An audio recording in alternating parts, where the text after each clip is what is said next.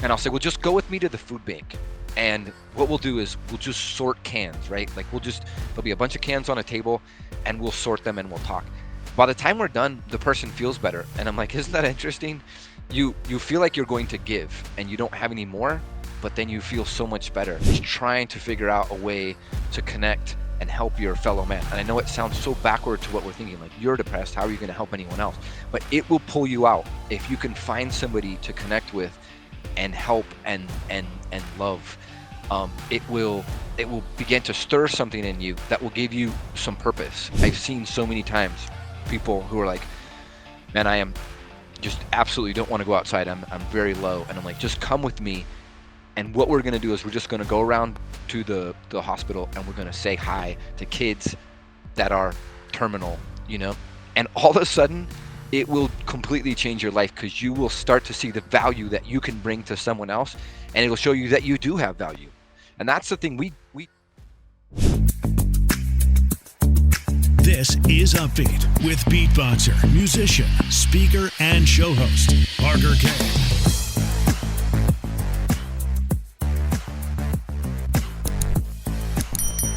Well, hey, it's Parker with Upbeat, and I'm joined today by another Parker Harger. How's it going, man?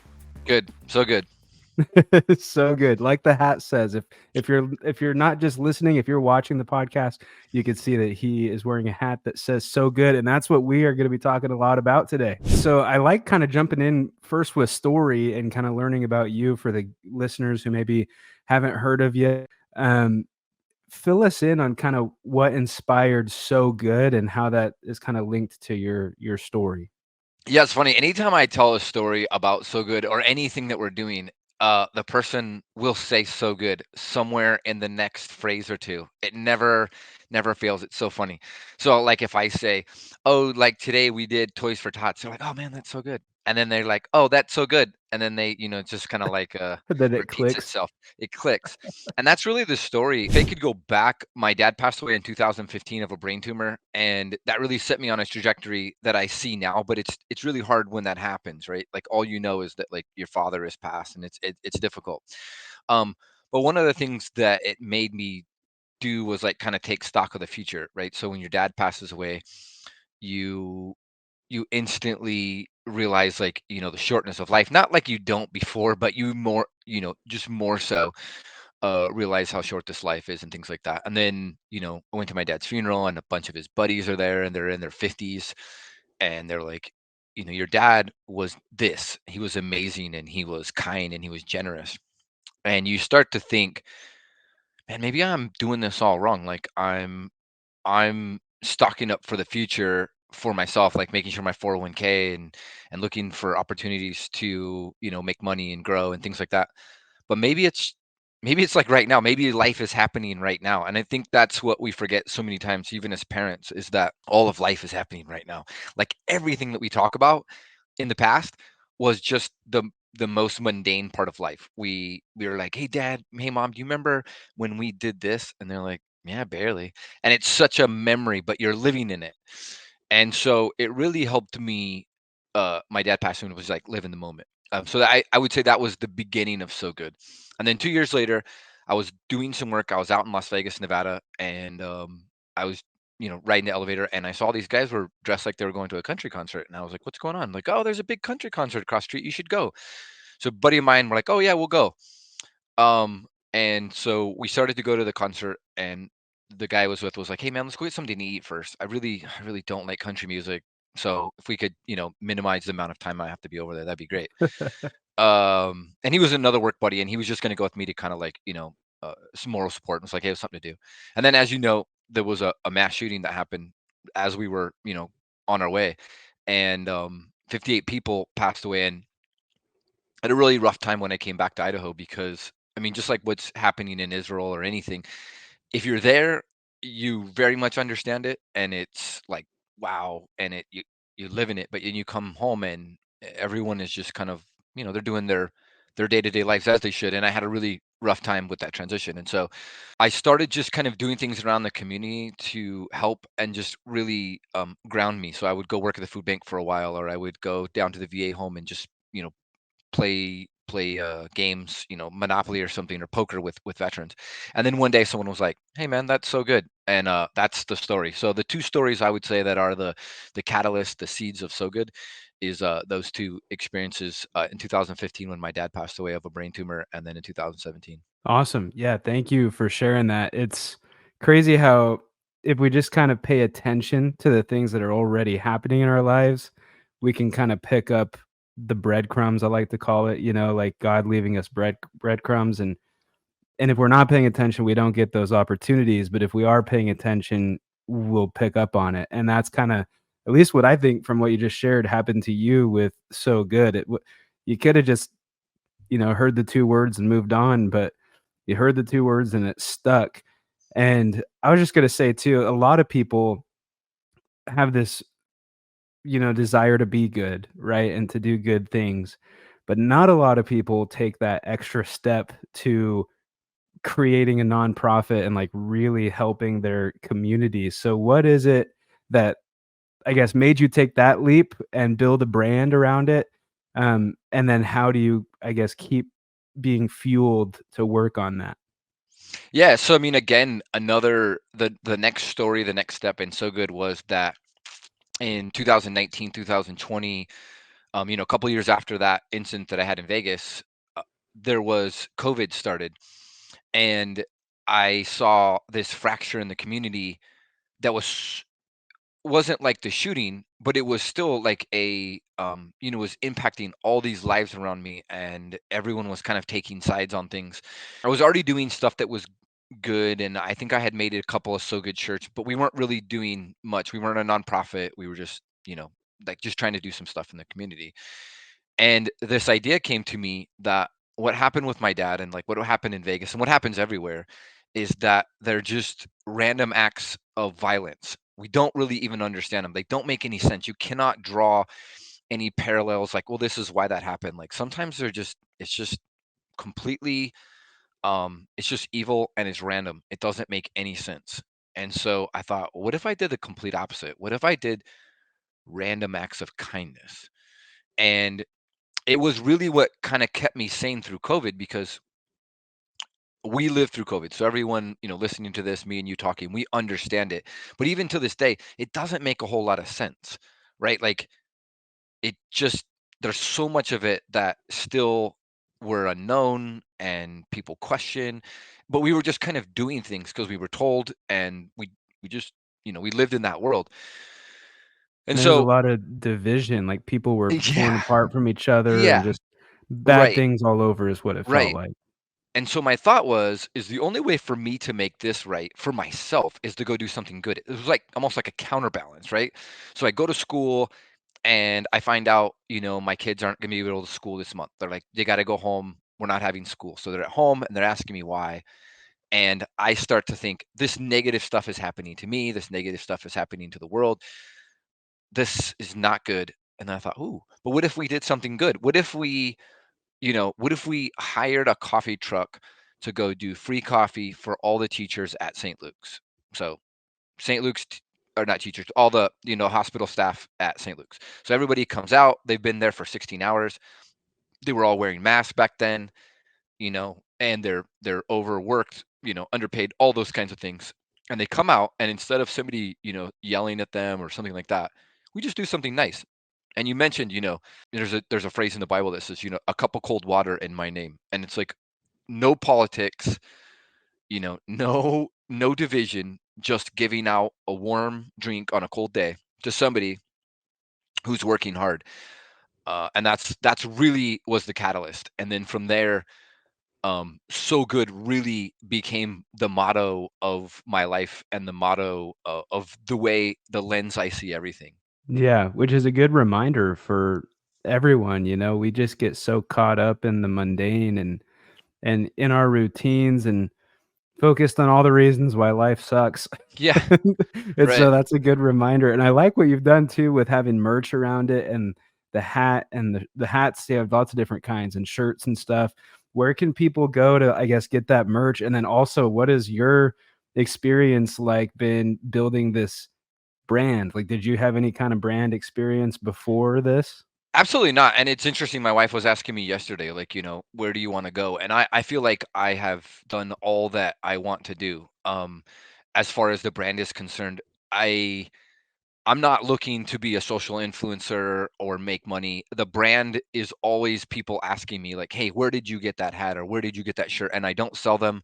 You can find them on sogood.org. I own the website. But if you just reach out to Parker at sogood.org, I'll just give you one around the community.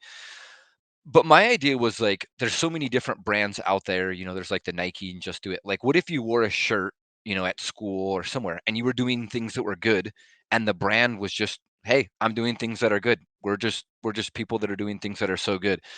So yeah, that's kind of my answer to the brand. I feel like I've done all that I've ever wanted to in this business. I got to go out on the Today Show and meet with Hoda and Jenna. I mean, that was like kind of a highlight for me. Really, it's connecting every single day with a person. And you mentioned it. It's there. It's absolutely there. Like, I have a Dodge Ram truck, and in the back I have a toolbox, a very small toolbox that has um, stuff to help people change their tire. I have a jack, a really nice jack, and a really nice DeWalt cordless drill.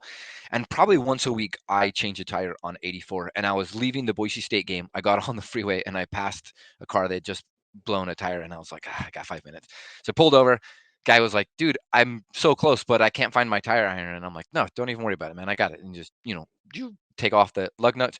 And he was like, man, we were on our way to a pumpkin patch, and the kids were just like, oh man, we're not going to be able to go.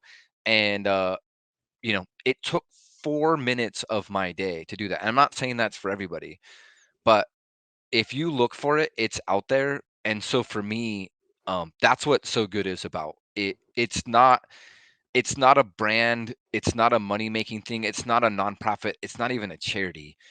It's a way of life, it's a community, it's a way of looking at things, and I want it to grow just like that organically. I want people to hear the story and say, like, how could I be involved? Because I could give you 10 ways, just rattle them off. You know, you could say thank you to a veteran every time that you see them. You could open a door for somebody. You could pay for the coffee for the person behind you. I mean, it's just click right down the list. Um, and I want to say this because this is the most important thing for me for So Good. It is the best thing that ever happened to me. I have been happier, more fulfilled, and yet I have given more time this year than I've ever given to other people, donated more of my money, and yet I feel absolutely so fulfilled.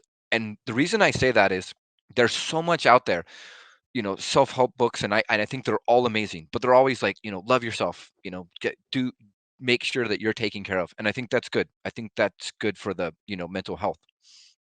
But one of the things that I feel like we're missing is getting plugged into the community so that you feel good about yourself because you're doing things that are good for the community. For me, it's not just like I want you to do this because I think it's a great idea and it would be so good and you could, follow this example in the mantra. I'm saying for you, I promise you, you get so much more out of it. When my kids go out and we do the food bank or we do Toys for Tots or on Thanksgiving we donate a meal to a family, they love that more than any gift I've ever given them for Christmas. They're ecstatic, and there's something about connecting and helping, and I feel like we're missing it. And I don't, I don't make any pretense about what So Good is. I know it's a very small organization, but I know that we're making a difference, and I don't know, that's good enough for me. Yeah, absolutely making a difference. And going back to kind of the branding thing real quick, that was very evident when I was kind of trying to do my research. I just wanted to share. I didn't remember what your last name was, and so, and I know in my work in radio we had you on, and I remember you had my same first name, and then I was like, I know it's the So Good guy, and I'm just like, I can't find this guy. Like I was starting to look for you, Right. couldn't find you, and even on your website, like I read the whole website and there's very few spots, if any, that say your name. It's all just So Good and it's all just community focused and serving focused. And so you're really doing that where people, I mean, it's easy to tell it's not about you, it's about others. And that is a message that we need more in the world. And Just on a previous episode, I was talking with someone about how we're almost too in the digital age now, and like everything's online, and doing the things that you're talking about with serving veterans and being in a food bank and doing Toys for Tots and helping first responders, like that stuff kind of keeps you grounded in a way where you're not like, it's not like someone doing something on social media, it's someone actually there with you, and that has more of an impact, when people go to your funeral, they're gonna know that you were the guy that helped to change their tire, it's not gonna be some random one who follows you on Instagram from a different state or anything like that. It's really great that you're doing these things, and I think it's something that can be implemented in anyone's lives who's listening. And a reminder that in what you're building, it's okay to want money and like build a good business or whatever, but you have to be offering that kind of relatability and that kind of value and putting others before your own mission, which I Yeah. think is huge. It's so cathartic. It's so good for you once you do it. And so many times you'll talk to somebody about maybe going to the gym and they'll say, "Man, I just don't feel like it." And then you go, then you start to see the results and you feel like going more and more. And I feel like the same with So Good. There are so many times I get up and I'm like, "Man, I do not feel like doing anything." And it's like the verse, putting on the whole armor. If I get in my truck and I go up Eagle Road and I prepare myself to go up and I say, I'm going to do something kind between here and Eagle, I'll see so many people like, oh yeah, you can come in, and like my day all the way up becomes so much more enjoyable because I prepared myself to be kind. I prepared myself to engage, and it really does change your whole outlook on life for sure. Planning and preparing, and making it almost a challenge. I think that's amazing. Something else I wanted to ask about too was it gets deeper into your story probably, but you are a veteran, which I want to say thank you for your service. And then you work with veterans. What kind of, I guess, launched you into helping veterans and then branching out to like educators and teachers and things like how did those first programs that you have first get started? Yeah, that's a great question. And if you really think about it, I mean, this is just my personal opinion, is that what we were going to try to do was to reach out to anyone we felt like were marginalized groups. So educators were right at the top of the list. And whatever you feel about the education system and things like that, like we didn't want to get anything political in the education system. We just realized that there's just no way they're paid up to the standard of everyone else. I mean, just to be frank with it. And so that was an easy one. It's that you had and especially during COVID, because you had, teachers that were um doing Zoom calls and things like that with no IT experience. So you imagine having to do like a full classroom of third graders in Idaho where the classes are way too big in anyways, because we have this influx of all these, people that are moving here because it's wonderful here, and that's fine, but classes are huge, and you have teachers that just came out of college, they're probably struggling. Parents are probably a little bit different than they used to be, like a lot of you know, phones are there, and so you have this group that's maybe just holding on, and then after that, they're like, "Hey, you're gonna have to do everything remotely." um, you know, and there's all those complications that come with that, like making sure everybody's muted, making sure everybody's on video. And then they did these studies on these teachers that they were turning off the cameras because kids were seeing other people's homes lives and then were like mocking them because now they were getting to see into their house. So I didn't even think about that, but like you're limiting the video because the video is not the same across all of these children, and now there's all of these, windows into their world, right? And so again, I'm like, how can I love on these teachers? And so the combination of food trucks and coffee trucks that were struggling during COVID, and knowing those individuals and saying, how can I marry the two? Like, you have a truck full of coffee and you have nowhere to go, and this is a school where no kids are going, but the teachers are still doing it remotely in the classes. The teachers are showing up. So what if we married the two and all we really need is funds?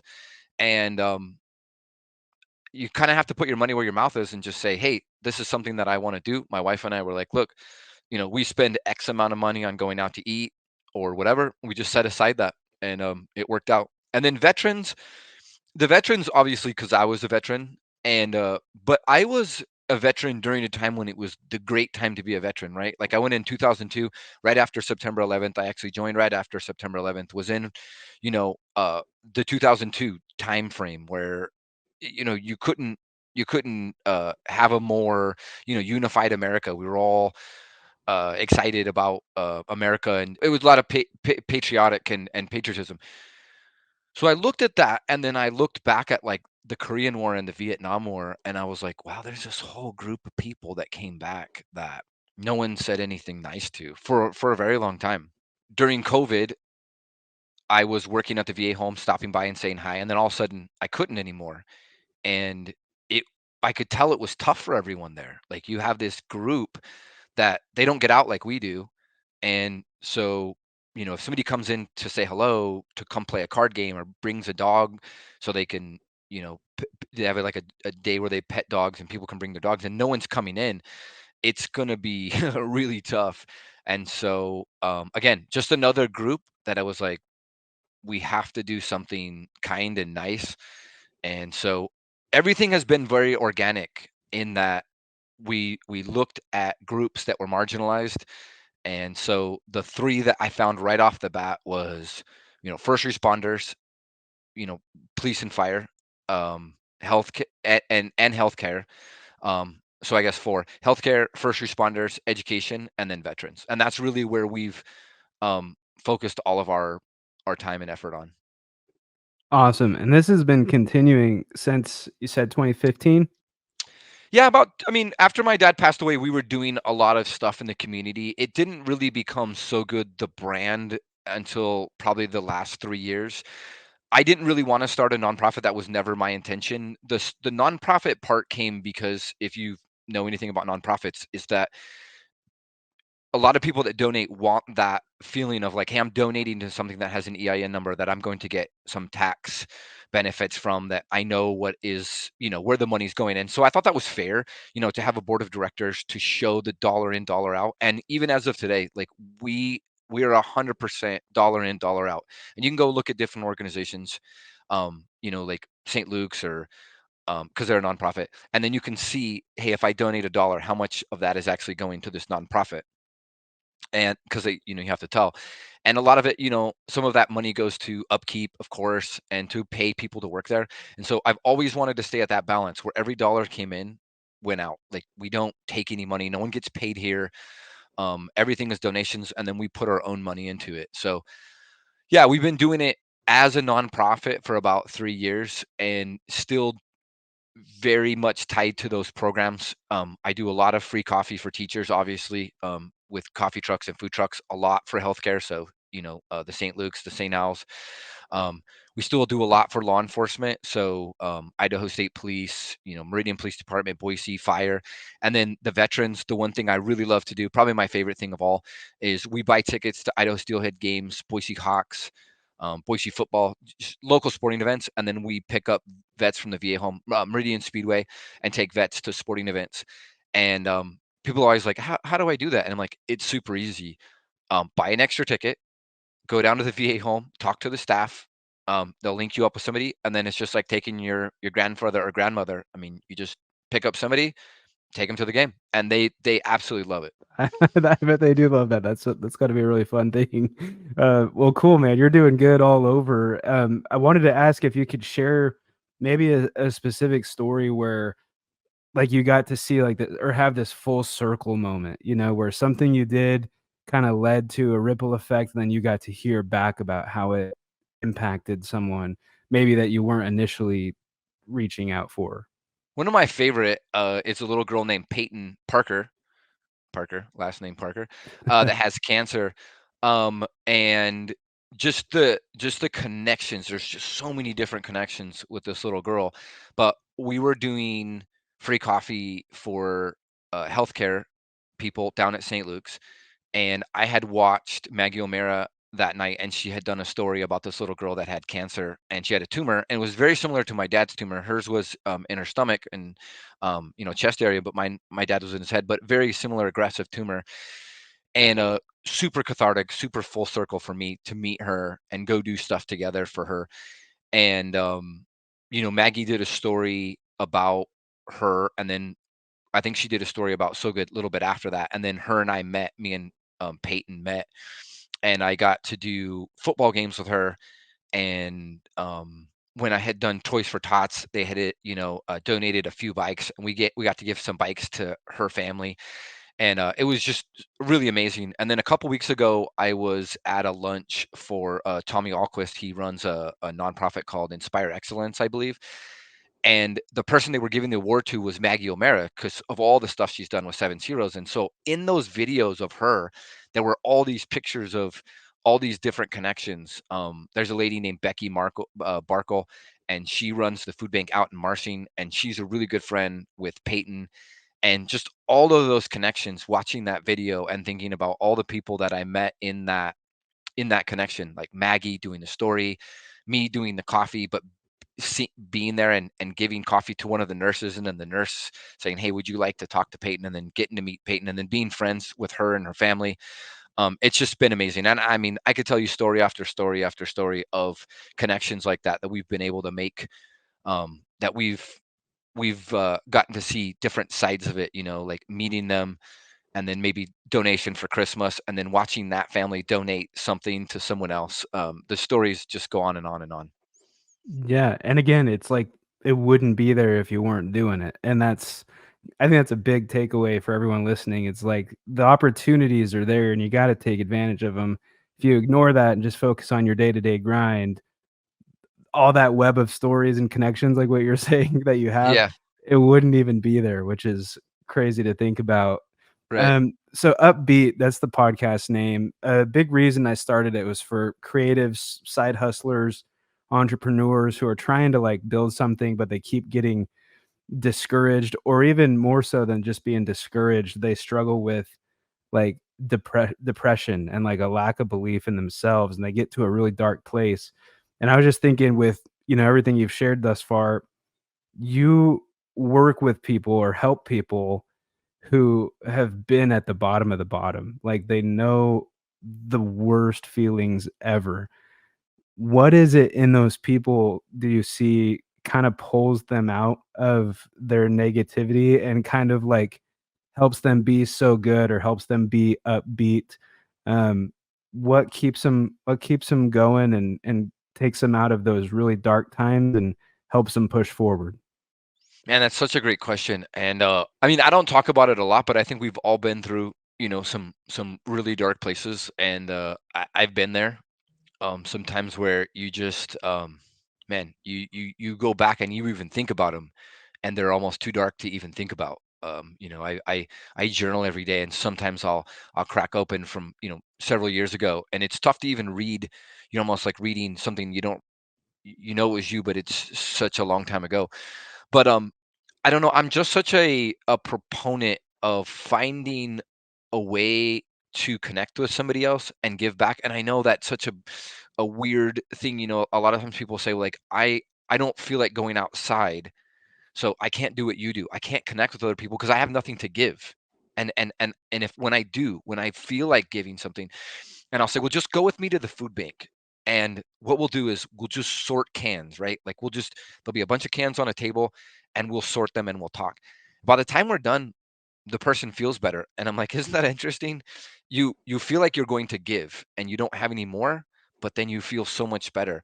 And so I try to be very delicate with that, but I feel like as you begin, it's like there's like that famous saying, like, you just make your bed every day and it'll change your day. And as you begin to do those very small steps, and I don't think you can go from depression to just the next day, but if you can do those healthy steps one at a time, and one of them is trying to figure out a way to connect and help your fellow man. And I know it sounds so backward to what we're thinking, like, you're depressed, how are you going to help anyone else? But it will pull you out if you can find somebody to connect with and help and love. It will it will begin to stir something in you that will give you some purpose.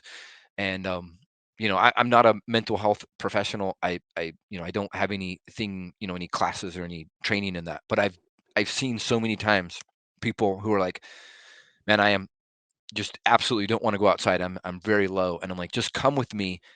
And what we're gonna do is we're just gonna go around to the hospital, and we're gonna say hi to kids that are terminal, and all of a sudden it will completely change your life, because you will start to see the value that you can bring to someone else, and it'll show you that you do have value. And that's the thing, we do have value, but it's not just inertly, just because we're on our own. You look at like back in the day, in prisons they would take people and they would isolate them so long that they would just kind of like lose their mind. We as humans need to connect with other humans, and as you begin to find a way to connect with somebody and help them, it helps you more than it helps them. So that's been beneficial in my walk, in helping myself and in helping other people see their value. Is you absolutely do have value, and some of your value will come when you connect with others and help them and love on them. You'll get so much back. That's amazing. Awesome. Well, thanks for sharing that, man. It's a super unique like perspective, and I know it's going to have big impact. Um, before we go, I mean, I just want to always double check if there's anything I didn't ask about that you want to make sure you cover. And then also, I want to really plug, supporting So Good, and the people that listen to Upbeat. How can they get involved? Yeah, for sure, man. It's just sogood.org. It has all the stuff for the social media and things like that. And getting involved, just reach out if you want to be a part of it. We do Toys for Tots. Super easy to come to. You go out to the Toys for Tots warehouse. It's here in Boise, and we sort toys based on gender and age. Super easy, not lots of fun, and you can see all the toys that are actually going out to the kids. And then we do nights at the food bank, things like that. The one story I did want to say, you asked me about a full circle moment when I was after September 11th. There was a picture, a video, a newscast that I watched, and there was a scene where George Bush, the president, was down there at ground zero, and he had his hands around some firefighters, and he was just coming down to that level and supporting and being amazing. And I remember I was like, man, I don't know how I can be involved, but I want to do something. And so I went down and joined the Marine Corps, and the catalyst was that scene, right? Like, whatever you thought of politics, whatever you think of George Bush, like, he was just like a man of the people for me. And so I went to do the Today Show, several years, 25 years later in my life.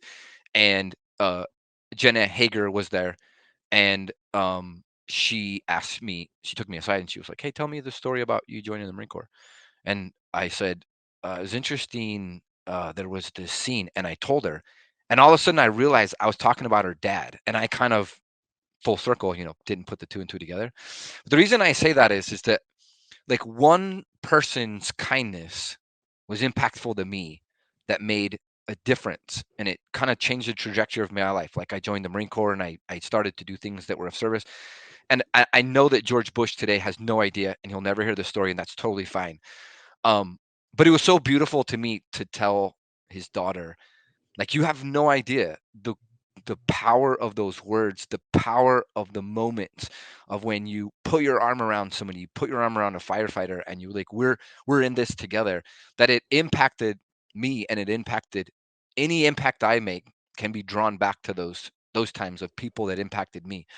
Um, so I never want to gloss over those things, that there was always somebody that impacted me. There was always someone that got the seed planted. So never forget, you may never know on this side of this earth, the impact that you make with a kind act or a kind word. Love that, man. Yeah, and I say it all the time. We don't have an analytics dashboard for that. Yeah, but it doesn't mean we shouldn't do it. right. Right. Awesome, dude. Thanks so much for sharing that, and thank you very much for being on Upbeat. That's Parker Harger. Yeah. Nice to hang out with you. Have a great week.